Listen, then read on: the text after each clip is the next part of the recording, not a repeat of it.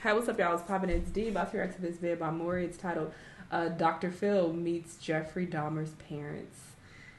Why? But sure, he's about to meet them, and let's see what he has to say. Let's watch. Before this video starts, everybody be sure that we like the video, share if you can, and subscribe and make sure all notifications are turned on. YouTube, for some reason, has not been pushing my videos out to the algo. Don't know why. Clearly, I'm shadow banned for some reason. I don't know why they're trying to hold a brother back, but to try and circumvent that, all we can really do is like the video, share with friends or family members, and just make sure you have all your notifications on, and also follow me on Twitter and Instagram. There, I typically alert people when I post a new video.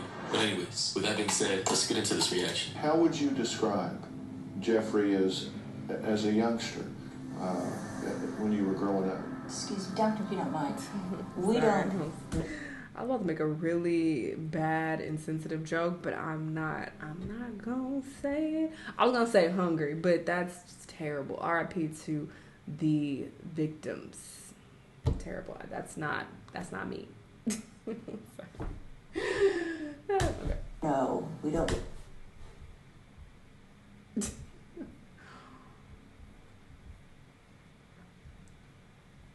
Before this video starts, everybody be sure that we like the video, share if you can, and subscribe and make sure all notifications are turned on. YouTube, for some reason, has not been pushing my videos out to the algo. Don't know why. Clearly, I'm shadow banned for some reason. I don't know why they're trying to hold a brother back, but to try and circumvent that, all we can really do is like the video, share with friends or family members, and just make sure you have all your notifications on, and also follow me on Twitter and Instagram. There, I typically alert people when I post a new video.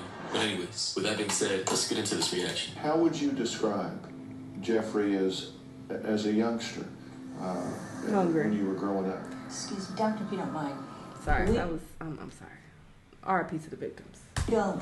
No, we don't relate to Jeffrey. Okay, Jeff. He's Jeff. Okay. Thank you. Okay, so that was kind of Girl! why the mom had to come out and try and correct Dr. Phil like that, as if the entire world doesn't know him as Jeffrey. Like, okay, lady, if you're more comfortable with Jeff, that's cool, but like, snarky ass attitude towards Dr. Phil, who's just trying to conduct this interview in a professional way, is not necessary. Let me ask you some things that, and I think these are right and accurate from your book. I understand that Jeff was fascinated with a rotting animal carcass under the house and played with the bones and referred to them as fiddlesticks. Oh yeah, that seems completely normal and fine. No red flags there at all. I'm pretty sure his father saw them. So I blame them for not. Good job. Keep it up. Terrible smell, so I went underneath and cleaned it out. Not The getting smell of help. the skunk, and cleaned out whatever else was under. Well, maybe giving cans and kids help bones, for and stuff like this collected them wasn't all. common back then. And Jeff did seem to exhibit an interest in the way they clanked as he picked them up and put them back into a metal pail. He just laughed at it, the sound of it, and that was it. Oh, hell no, bro. If that was my son back in the 70s, early 80s, bro, red flags, alarm bells, and all kinds of different signs would have been flaring up in my mind, knowing my boy is cheesing with a big-ass evil grin on his face at the fact that I'm picking up bones from the dead carcass of an animal that was rotting under our house. Oh, hell no. At that point, I would have had to start packing my bag, take what little I could before he noticed, and skedaddle the fuck on out of there, because I'm not about to risk getting my throat slit at night after seeing that evil little gremlin licking his lips at a dead corpse earlier that day. Like, nah, I'm good, bruh. I ain't taking no chances. It was said that he had even impaled a dog's head on a stick, and this is something you only learned This should have about been alarmed in for trial. people back Trial. then. He said he found this dog.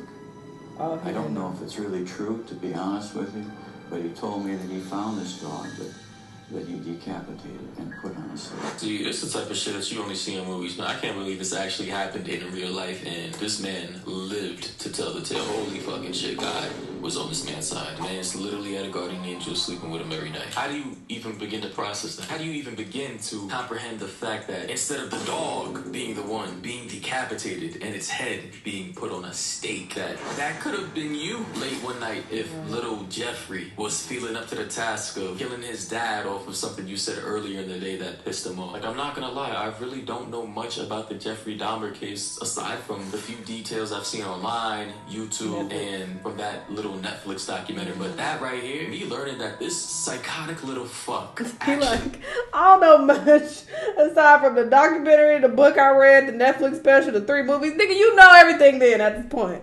Or damn near. He decapitated a dog and put its head on a steak like he was out here at a cookout trying to make shish kebabs. Hey, yo, what the fuck? I mean, I know they had insane asylums back then, and I'm not entirely sure if his parents even thought it was necessary to put him in one. And I know the way those doctors treated their patients back then in those places, completely nightmarish. But if there were ever a better candidate and a poster boy for the use of insane asylums, it would have been Jeffrey Dahmer. No questions asked. This man was beyond insane. And do you believe that there were warning signs that as a father You better say yes. you should have seen? If your kid is going around collecting dead animals, cutting them open and exploring them and that sort of thing, that how do you not know that? Well, as I said, it's a heavily wooded, very rough terrain, and there are a lot of hiding places.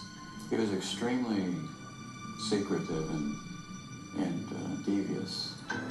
Honestly, I can't believe that the father did not pick up on the red flags He did. that He his just son don't was wanna say. obviously exuding He as a just child. I mean, ignored sure, him. you're not going to peep everything your kid does 24/7 as he's traversing the world on his own. But, I mean, there are obvious red flags that a kid is not normal. Number one, he doesn't like to play with friends, brothers, He had no cousins, friends. family members. Number two, complete You don't like a isolation. nigga with No friends? social interactions with the world, but he can't comprehend certain facial gestures, expressions, or cues. Number three, homie likes playing with dead animals. Like, that's an obvious one. Number four, if you see a kid likes drawing pictures of dead people or people getting shot and killed or stabbed, yeah, that little fuck might be a serial killer. Number five, homie has a weird ass obsession with dissecting things. I mean, that should be the most obvious sign that your kid might turn out to be the most brilliant surgeon in the world, or he just might end up killing people with it. What's your reaction to how they're describing him and his early behavior?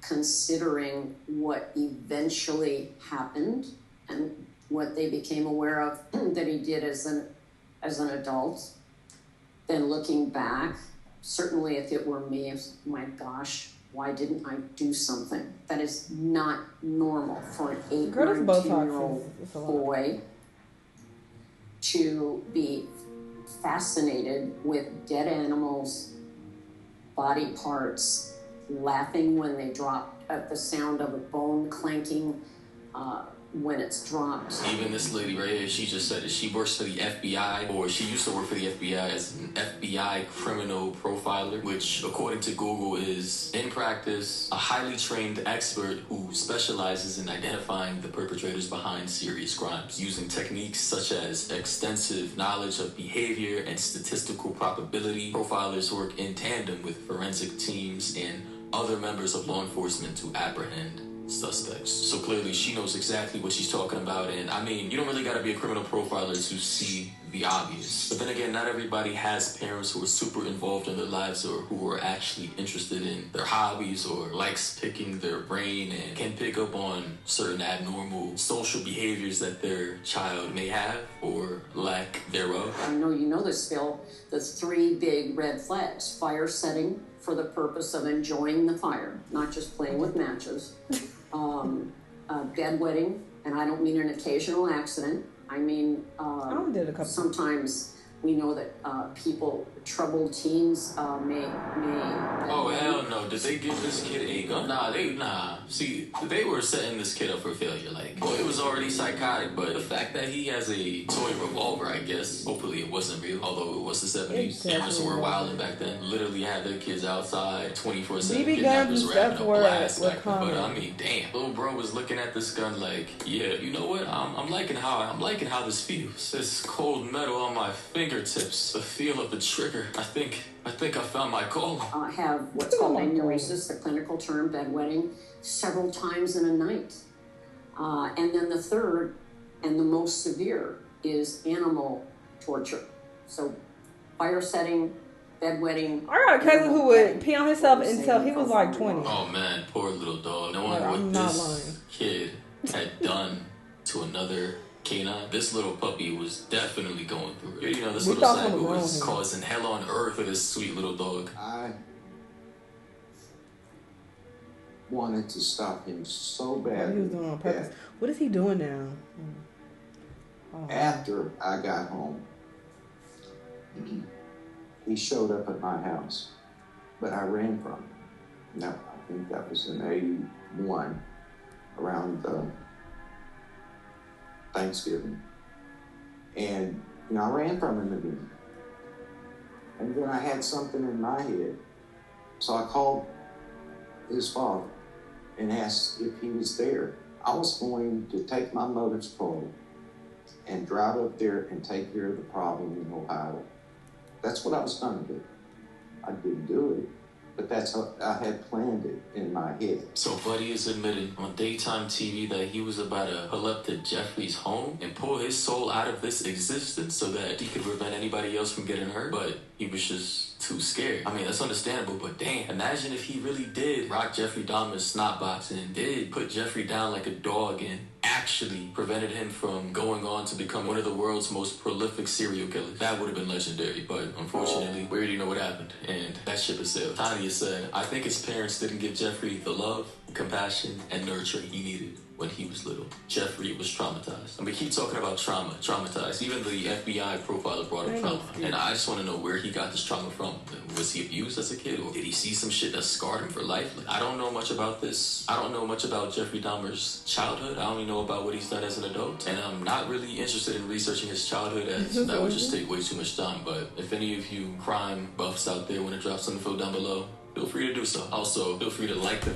I'm so tired of the word trauma. I'm tired of it being thrown around all the time for every fucking thing. I'm tired of it being used as an excuse. I'm tired of it even being used as a possible explanation. Who cares why you did? The fact is that it happened. That's what matters. You are in control of your life and your experiences going forward. We all have trauma. News fucking flash. We've all been through some shit. You are not special. We all have had imperfect childhoods. You are not special. We all go through shit on a regular basis. You are not special. Welcome to the fucking human experience. That is not an excuse. Are you going to still carry on in spite of your trauma and have a good life regardless? Or are you going to go out there and eat niggas? And blame it on, oh, my daddy didn't love me. Boo fucking who? A lot of people have that same exact experience. Now go out there killing people. Go do something. Make something of yourself. Have a good life experience regardless. We've all been through shit. So fucking what? Move on. Carry on.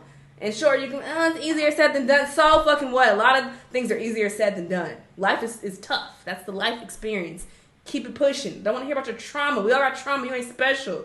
Tired of that. He's a terrible person, or he was a terrible person. Does not matter if he had a bad childhood or not. Like, okay, you didn't have to eat people. Anyway, y'all let me know what y'all think, though. Let me know what other videos you want to watch, and I'll see y'all on the next one. Bye!